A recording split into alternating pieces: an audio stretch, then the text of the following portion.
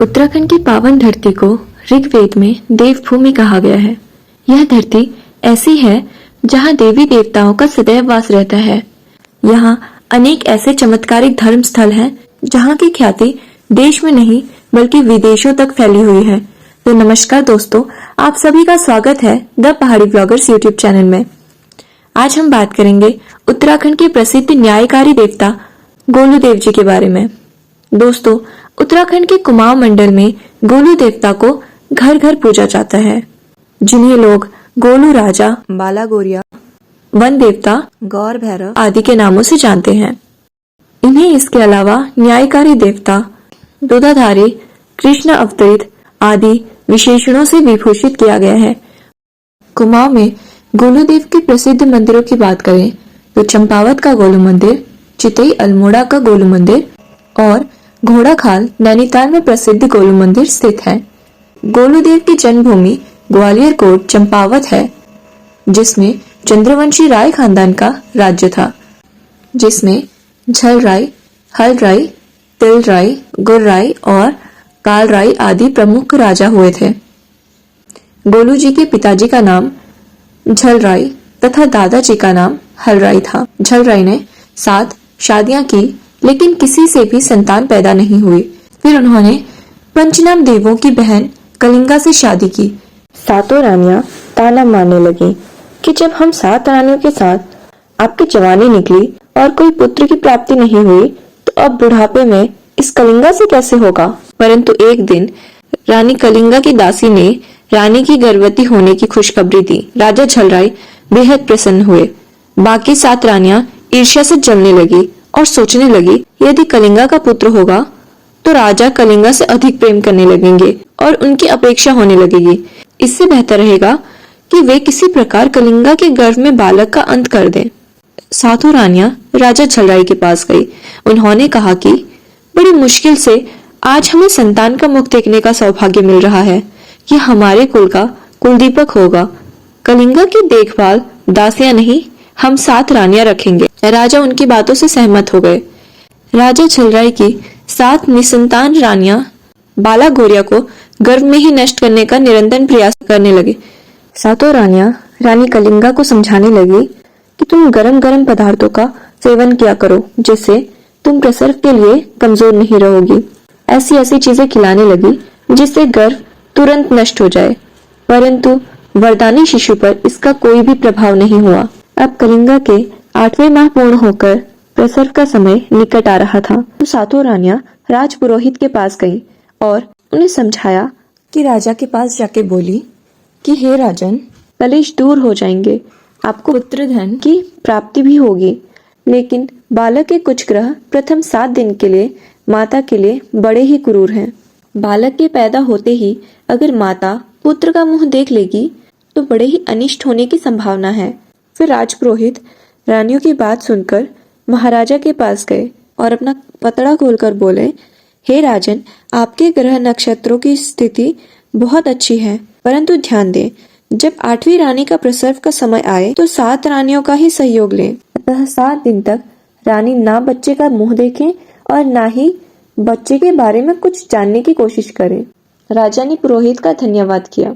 अब रानी के प्रसव की पूरी जिम्मेदारी 7 रानियों पे थी। जब 8वां माह पूर्ण होकर रानी के प्रसव का समय आया तो 7 रानियों ने रानी के आंख में बांधने के लिए इतनी मोटी पट्टी बनाई जिससे ना कुछ दिखाई दे और ना ही कुछ सुनाई दे। प्रसव का समय आने पर रानियां कलिंगा को एक बंद कमरे में लेके गए। षड्यंत्र के तहत एक सिलबट्टे का इंतजाम भी कर रखा था और कमरे में एक कोने में एक हिस्सा काट रखा था, जिससे नीचे गोट यानी ग्राउंड फ्लोर में जाने का रास्ता बना था।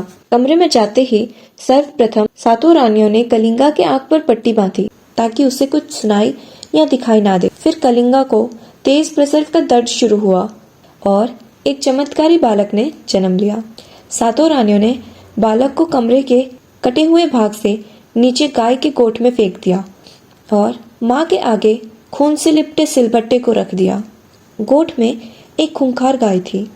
जैसे ही उसने बालक को देखा तो जैसे कि गौ माता में दिव्य दृष्टि होती है, उस गाय की तीव्र इच्छा होने लगी कि कैसे बालक को दूध पिलाया जाए।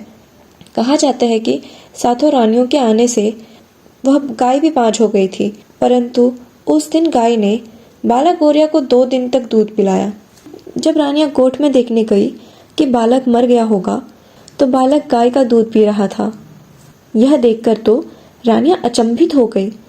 यह कोशिश भी नाकामयाब हो गई, तो उन्होंने बाला गौरिया को मारने के लिए गोबर के ढेर पे गए और उसके ऊपर नमक छिड़ककर बाला गौरिया को सुला दिया और ऊपर से गोबर से ढक दिया। परंतु गोबर की दुर्गंध बाला गौरिया के लिए सुगंध में बदल गई और वो नमक चीनी बनकर बाला गौरिया के लिए पोषक तत्वों का काम करने लगी। 5वें दिन जब सातों रानियों ने गोबर की चट्टान को हटाया, तो बच्चे को जिंदा पाया। यह देखकर वह अचंभित हो गई। अब उन्होंने बालक को मारने के लिए एक अंतिम प्रयास किया। उन्होंने कलवा लोहार को बुलाया और कि लोहे का एक भारी बक्सा बनाओ, उसके अंदर लोहे का पिंजरा बनाओ, बक्सा चारों तरफ से ताला लगाने वाला हो। आदेश अनुसार कलवा लोहार ने बक्सा तैयार कर दिया। फिर सातों रानियों ने बाला गौरिया को गोबर के खान से निकाला और पिंजरे के अंदर डाल के ताला लगा दिया। जिस बक्से में बाला गौरिया को रखा हुआ था, वह बक्सा इतना भारी था कि सातों रानियां उस बक्से को उठा ना पाए। फिर उन्होंने रस्सी से बांधकर अर्धरात्रि में बक्से को खींचकर काली गंगा में बहा दिया। बक्से को काली गंगा में बहाकर रानियां इतनी खुश हो गई कि उन्होंने पीछे मुड़कर भी नहीं देखा। राजा का कुल नष्ट करके सातों रानियां अत्यधिक प्रसन्न हुई, क्योंकि वह नहीं चाहती थी कि 8वीं रानी से पैदा पुत्र ही राज्य का राजकुमार बने। बाला गौरिया बक्से में बंद काली गंगा में बहते हुए गौरी घाट पहुंच गए। अब सातों रानियों ने अर्धरात्रि में ही महल में प्रवेश किया। 8वें दिन माँ कलिंगा की आंख की पट्टी खोली और बोले, हे बहन, सबके पुत्र या पुत्री पैदा होते हैं, पर तेरे से तो सिल और बट्टा पैदा हुआ है। माँ कलिंगा ने सिलबट्टे को वही स्नेह दिया जो एक पुत्र या पुत्री को दिया जाता है। फिर सातों रानियों ने राजा झलराई को खड़ी खोटी सुनाई। उन्होंने कहा कि इस चौथी अवस्था में शादी करके कलिंगा ने सिलबट्टे को जन्म दिया है। यह सुनकर राजा बहुत दुखी हुए। उन्होंने सब कुछ त्याग दिया, खाना पीना छोड़ दिया, राजसभा में जाना छोड़ दिया और एकांत में रहने लग गए। पर माँ कलिंगा कोई साधारण नारी नहीं थी। उन्हें सिलबट्टे पे भरोसा था कि कभी न कभी ये बोलेंगे और राज्य में हुए राज खोलेंगे। वही चमत्कारी बालक बाला गौरिया काली गंगा से गौरी घाट जाते जाते सारी साधना पूरी कर चुके थे। जल साधना, मशान साधना, भैरव साधना। गौरी घाट पर भाना नाम का एक धीवर यानी मछुआरा था। वह रोज की तरह मछली पकड़ने के लिए जाल नदी में फेंकता है और उसके जाल में वह बाला गौरिया का बक्सा फंस जाता है। यह बक्सा इतना भारी था कि अकेले मछुआरा उसे खींच नहीं पाया। उसने सारे मछुआरों को आवाज लगाई कि आज बहुत बड़ी मछली फंस गई है, आओ मेरी मदद करो, सबको मछली का हिस्सा मिलेगा। काफी देर मेहनत करने के बाद मछुआरों ने बाला गौरिया का बक्सा ऊपर खींच लिया। बक्से को देखकर सारे मछुआरे दंग रह गए। इस बक्से में चारों तरफ से ताले हैं, जरूर इस बक्से में खजाना होगा। मछुआरों ने नदी के किनारों से पत्थर उठाकर सारे ताले तोड़ दिए और बक्सा खोलकर देखा। पिंजड़े के अंदर एक नन्हा बालक नग्न अवस्था में पड़ा हुआ था। फिर मछुआरों ने पिंजड़े का ताला तोड़ा और बालक को नदी के पानी से साफ करके कपड़े से साफ करके गर्म कपड़ों में लपेटा। फिर सारे मछुआरों ने कहा कि भाना, तेरी कोई संतान नहीं है, इस बालक को तू ही अपना बालक समझकर ईश्वर का आशीर्वाद समझकर रख लो। भाना बाला गौरिया को अपने घर ले गया। उसकी पत्नी देवरानी बालक को देखकर अत्यधिक प्रसन्न हुई। उसमें बालक को दूध पिलाने की क्षमता आ गई। फिर उन्होंने बालक के पोषण के लिए एक गाय भी खरीद ली थी। बालक का पोषण एक राजकुमार की तरह होने लगा। फिर उन्होंने बालक का नामकरण करने की योजना बनाई। उन्होंने सारे अपने रिश्तेदारों को आमंत्रित किया और पंडित जी को बालक का नाम सुनिश्चित करने के लिए बोला।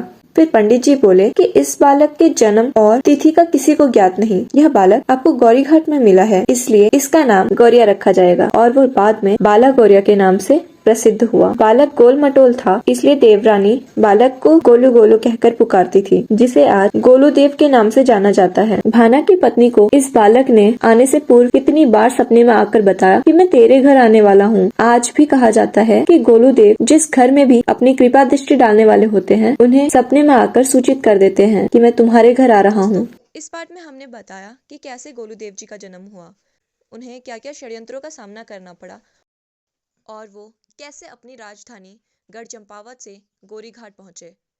अगले पार्ट में हम बताएंगे कि कैसे गोलू देव वापस अपने राजधानी आए और अपनी माँ को न्याय दिलाया।